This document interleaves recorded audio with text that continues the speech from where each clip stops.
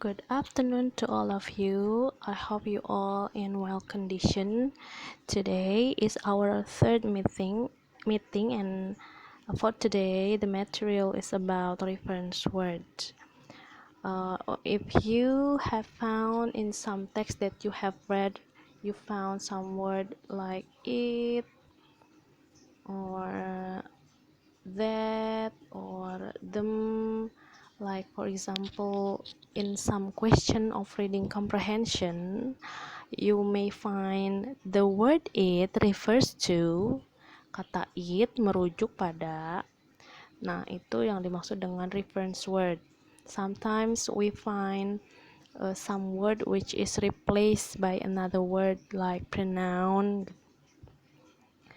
or another word in the text. Nah, itu yang disebut dengan reference word. Basically, there are two types of reference word. Ada dua macam reference word. The first is called anaphoric, where a word or phrase refers back to another word or phrase used earlier in a sentence. For example, Tina likes chocolate cake, but Anne can't eat it. It di situ merujuk pada chocolate cake. Tina likes chocolate cake, but Anne can't eat chocolate cake. Kalau dijabarkan seperti itu. But it is better for you to not repeating the words. Lebih enak, lebih bagus kalau kata tersebut tidak diulang-ulang terus. Jadi si chocolate cake bisa kamu ganti dengan it. Ya, because it is a thing, right? And the second type of reference is cataphoric, where a word or phrase refers forward to another word or phrase will be used later in the text. Berbeda dengan anaphorik yang katanya dulu baru pengganti katanya. Kalau cataphorik penggantinya dulu baru katanya. Nah, kadang ada yang menulis seperti ini, penggantinya dulu. When I meet her, Susan looked ill. Ketika saya bertemu dengannya, Susan terlihat sakit. Dengannya di situ merujuk pada Susan. Alright, bisa dimengerti. Now let's see the PowerPoint.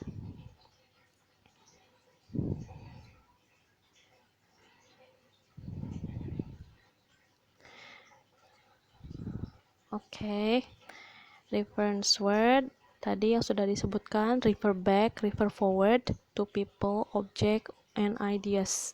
Jadi yang digantikan oleh reference word bisa people, bisa objects, object bisa animals or things or ideas or opinion. Okay, these words allow the writer to avoid repeating words, paragraphs, and sometimes whole sentences, supaya tidak mengulang-ulang kata lagi dan lebih efektif and efficient dan lebih enak dibaca gitu. Maka menggunakan reference word. Reference word bisa terdiri dari pronoun kata ganti, bisa berupa kata ganti itu subjek, objek, kepunyaan ya, it, they, them, she, her, he, him, you, our, we, ours, and any kind of it, tergantung apa yang dibicarakan sebelumnya atau sesudahnya. This, that is called demonstrative pronoun, kata tunjuk. This for a near object, this untuk objek dekat, and that untuk objek yang jauh. These adalah jamak dari this, and those adalah jamak dari that. The former, the latter, respectively. Who, which, that, one, ones, and such. Oke, kita mulai ya. Yang pertama, it, they, them, atau pronoun tadi. It, they, them, atau yang lainnya, he, him, her, she, her, we, our, gitu ya, tidak disebutkan semua. It, they, them may use to replace subjects or ideas that have been mentioned previously. Contohnya, relocating the research facility to Osaka would seem sensible. It would save the company a considerable amount of money each year. Relocating the research facility to Osaka, itu adalah subjeknya, would seem sensible. It di situ menggantikan sudah pasti relocating yang dibicarakan sebelumnya. Kita harus paham dulu apa yang dibicarakan sebelumnya. Jadi lebih simple kan? Tidak usah diulang lagi. Relocating the research facility to Osaka would seem sensible. Relocating the research facility to Osaka would save the company. Ya, itu terlalu bertele-tele dan terlalu tidak efisien, tidak efektif. Jadi kita ganti dengan reference word. Next, Bavaria is an attractive region in which to live. It has mountains and lakes and is close to the ski resort in Germany and Austria. Bavaria digantikan with it. It has, so we know it di situ apa? It's Bavaria. Karena yang dibicarakan sebelumnya di kalimat sebelumnya adalah Bavaria. And then next, we have received large numbers of reports about the economic outlook in Japan. We are studying them carefully. They contain useful marketing information. So, remember again, we should understand the previous sentence which is talking about. Harus ngerti dulu kalimat sebelumnya yang dibicarakan. Kami telah menerima banyak laporan tentang ekonomi di Jepang. Kami sedang mempelajarinya dengan baik. Mempelajarinya, apa yang dipelajari? Apakah Jepang-nya atau ekonomiknya atau reports-nya? Of course reports-nya, begitu. Studying them, menjadi them tidak they, karena dia objek di situ kan, we are studying them. Berbeda dengan kalimat berikutnya, they contain, di situ masih reports juga tapi they karena dia berfungsi sebagai subjek di depan. They contain, si reports ini mengandung useful marketing information, memiliki informasi tentang marketing yang sangat bermanfaat. This, that, these, those. These and these are used to refer to object or ideas that are near. Like I said before, this untuk objek dekat, that untuk objek jauh. Now let's see the example.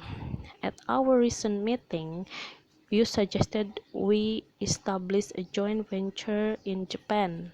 Full stop, titik. A joint venture, ada di situ. A joint venture berarti singular, maka digantikan dengan this. This seems to be an attractive proposal, dan karena langsung setelah titik di situ ya. And then next, thank you for sending me some samples of your products. Samples of your products, plural, jamak. So we choose these are being inspected. These di situ adalah samples yang dibicarakan, digantikan dengan these. The Prime Minister was accused in the press of wishing to increase taxation. That is not the policy of the government. Karena singular maka menggunakan that. Queries from customers are dealt with by the customer services department. Those who complain, those di situ, those bisa menggantikan people. Those people di situ kan customers ya, orang, maka penggantinya those, jamak. Those who complain, orang-orang yang mau komplain, receive an answer, akan menerima jawaban dalam 24 jam. the former, the latter. When you have written about two subjects or two ideas, you may then wish to refer to them again in the next sentence. So, kita langsung saja ya. You can use the former, which refers to the first mention of two items. The latter untuk refers to the second mention of two items, respectively refers to each of the item. Nah, kalau ada yang didiskusikan dua hal seperti ini, last week we experienced production problems at our plants in Leeds and London. Ada dua ibu kota di situ, Leeds and London. At the former, so we know at the former di situ membicarakan Leeds. Seperti pengertiannya, the former refers to the first mention, yang pertama dimention dalam dua hal, yaitu di sini adalah Leeds. At the former, jadi berarti at Leeds there was a 2-day strike by the workers. At the latter, berarti the latter di situ merujuk pada London. There was a machine breakdown. Output as a percentage of normal capacity at these factories was 60% and 75%. Respectively, masing-masing 60% dan 75%, harus pakai respectively. We will be visited on Tuesday, 12 March by Mr. Laclos and Mr. Ibsen. The former is managing director of our operation in France and Italy. The former di situ kita tahu yaitu Mr. Laclos. Yang pertama dimension. Ya, berarti si Mr. Ibsen adalah the latter. Kalau mau menyebutkan di kalimat berikutnya berarti the latter ya. Our new 6 series and 8 series models sells for $60,000 and $100,000 respectively. Yang pertama 6 series, yang kedua 8 series. Masing-masing ada nilainya, maka harus ada respectively masing-masing. Who, which, that. Who, which, that itu disebut dengan adjective clause or relative clause. If you have studied about it in senior high school, dia menjelaskan orang atau benda yang dibicarakan sebelumnya. Sebetulnya tidak hanya who, which, that, ada who, whose, whom, which, and that. Who, whose, whom refers to people. Who, whose, whom digunakan untuk manusia. Perbedaannya, who diikuti oleh verb, whom diikuti oleh objek, and whose diikuti oleh benda, noun. Oke, and which refers to things or ideas. Which itu selain manusia bisa menggunakan which. Kalau that bisa menggantikan semuanya, tapi tidak dalam tulisan. That cenderung digunakan dalam spoken. Kalau dalam tulisan harus formal, menggunakan who, whose, whom, dan which.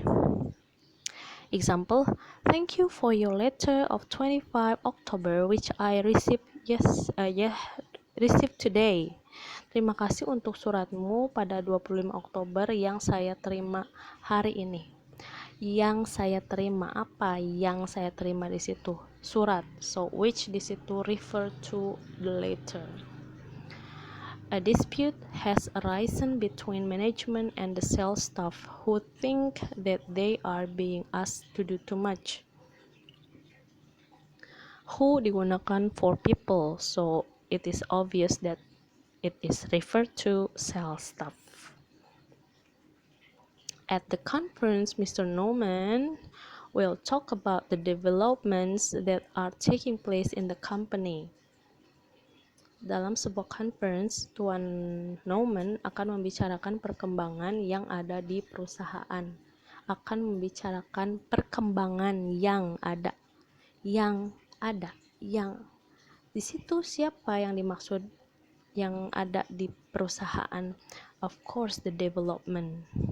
Jadi si development itu things, right? Jadi bisa menggunakan which juga. Mr. Norman will talk about the developments which are taking place in the company. Note, which can be used with all of, some of, and none of.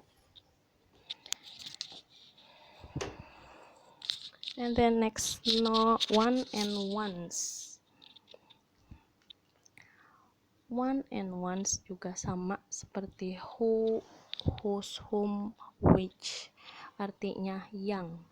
Bedanya ini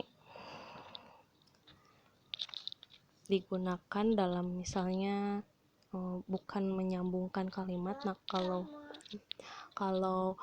whose, whom digunakan untuk menyambungkan clause,